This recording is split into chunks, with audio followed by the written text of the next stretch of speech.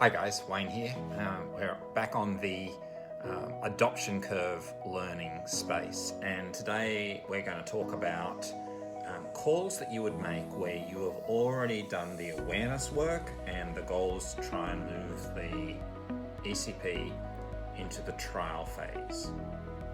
I've got to say that I think this is probably the most important of all of the phases in the adoption curve from a salesperson's perspective, and it's my hunch that this is actually the space where we very often become disconnected from the customer.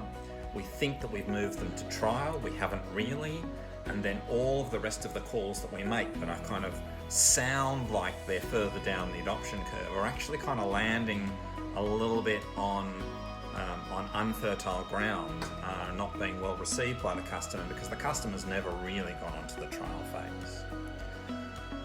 So with that challenge in mind, let's think about what are we trying to achieve in this call. And the temptation is to say, well, we just want the customer to trial. And yes, that's part of the action, but before they actually get to that point, we really want them to be very carefully thinking about what are they going to do with this lens? Who are the customers, patients, wearers that I would be thinking about utilizing this lens for?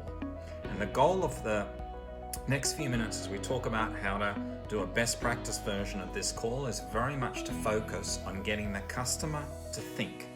So we really want to say a successful awareness to trial call is based around 3 or 4 key questions, and going back to your basic skills, we're really focusing on the open-ended questions, not the closed questions, which is a yes or no. And a reminder why that is so powerful in this space is because we don't want the customer to give a quick answer. Yeah, sure, I'll do that. Yeah, no problem. Yes. That's essentially code for I'm not taking any notice, none of this is ever going to happen. When you ask an open-ended question in this space, the customer has to think. And whatever they think of, they will think is a good idea because they thought of it.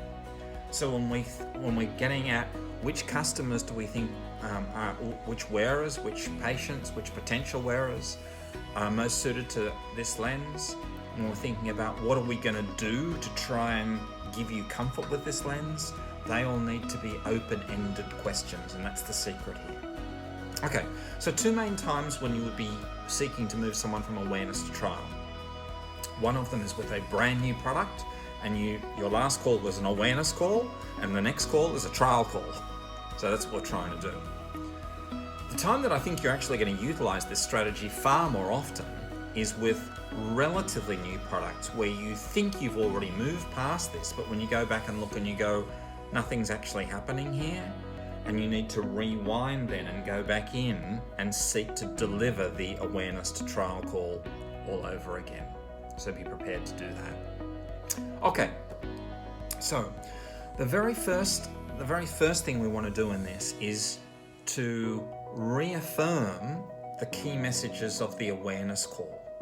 And a lot of reps would say, yeah, but I already covered that.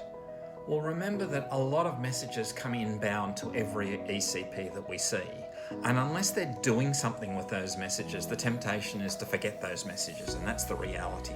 So if you did an awareness call 2 months ago, 3 months ago, a year ago, and someone's never really done anything with that, they probably don't remember any of the things. So if you're going in with an awareness to trial call on Clarity One Day, you really need to go back and start off with a, hey, quick reminder of some of the key elements of Clarity One Day. So we've got a silicone hydrogel One Day, and it's in sphere, toric, and multifocal. And you're looking at your customers, you're saying this, going, are they following this through? And then it's like, so what makes Clarity unique is largely its positioning right up against AccuView Moist. So to the extent that we often think the main barrier to moving people from hydrogel to silicone hydrogel is price, well, obviously with Clarity, that's taken away. So some of the positioning elements of Clarity are similar price to Acuvue Moist, so that's patient affordability, and clinically proven similar comfort to Acuvue Moist. How would you rate the comfort of Acuvue Moist?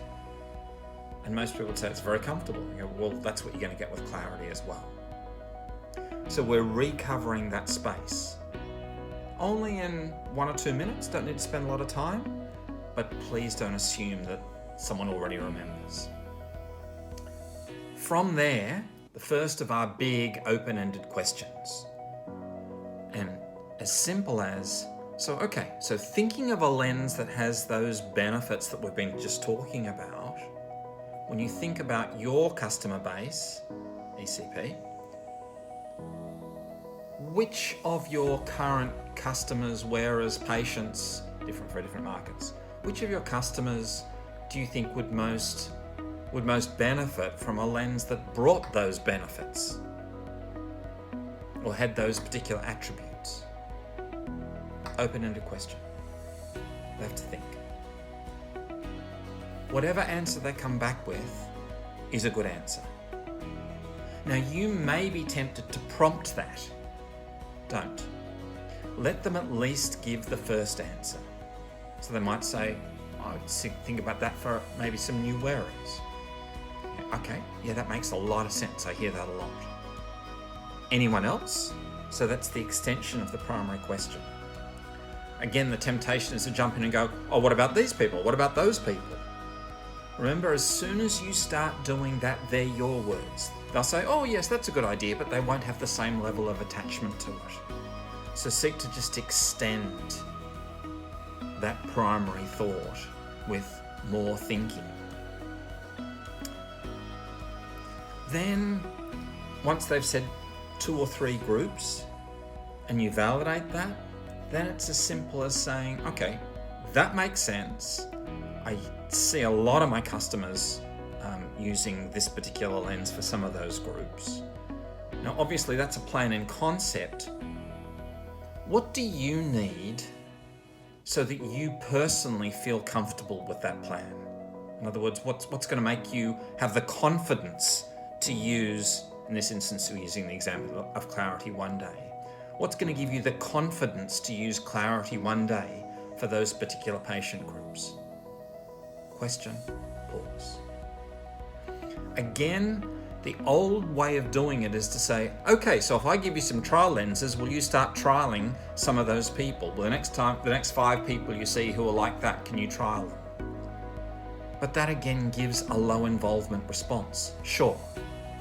Which probably means I'll forget that the minute you walk out the door. So again, remember the key of this question is, what do you need? What is going to give you the confidence? So let them answer it. And from that answer, it's as simple, so taking their answer, as simple as nailing that to the ground, which is, so that's the third big question, which is, okay, I hear that. What do you need from me in order to help you make that happen? So that might be the provision of trial lenses. It might be organising a little training session with some of the front house staff. It might be organising a trial kit. Whatever those things are, and they may be obvious. But again, start off by literally just asking them what they want from you. And then summarise that, commit to it. And your final question is as simple as, how long do you think that'll take? Because I'll organise to come back once that's happened. The temptation again is to try and sell beyond that space, and I don't want you to do that. Simply celebrate walking out with an action plan where your customer has listened, has been reminded of the primary benefits of the product, has thought about which patients they are likely to use this product for, and has made some commitment as to how they can get the confidence to make that happen and how you can help do that. My guess is you're going to find this extraordinarily successful. It's simple. Work on it. Work on those open-ended questions. See how good you go. Thank you.